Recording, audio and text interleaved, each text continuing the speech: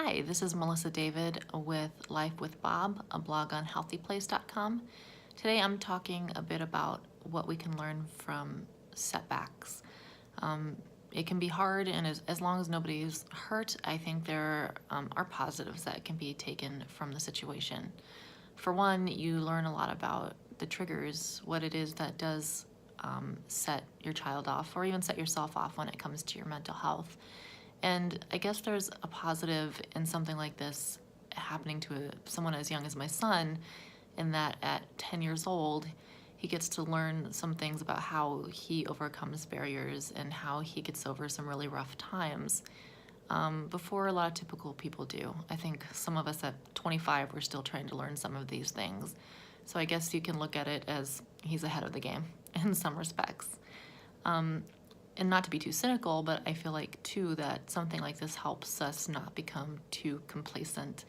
I feel like after months of doing so well and superbly that I started to have it in my head that maybe this was all done, maybe there wouldn't be significant symptoms moving forward. Maybe he could start cutting down on his meds or moving back to a regular classroom. And something like this shows the benefits of things like medications and the things like the high structure and the support that he gets in the classroom, the special ed classroom that he's currently in, which is the third thing that you learn. You learn that those things that you have set up in many ways work. This type of setback wasn't nearly as bad as it could have been. In the past, this could have been hours and hours of outbursts that got him kicked out of school, that got his doctors more involved, that maybe we had to call the case manager, or a whole bunch of different things might have happened.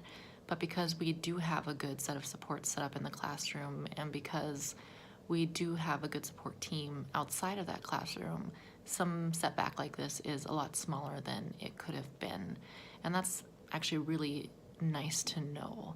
And it helps inform kind of what we're going to do moving forward to help him continue to have a lot of success. So yeah, it's frustrating and concerning at times to have tiny setbacks like these, but there's also a lot you can learn and be hopeful about once it's all said and done as well. Once again, this is Melissa David with A Life with Bob, parenting a child with mental illness on healthyplace.com.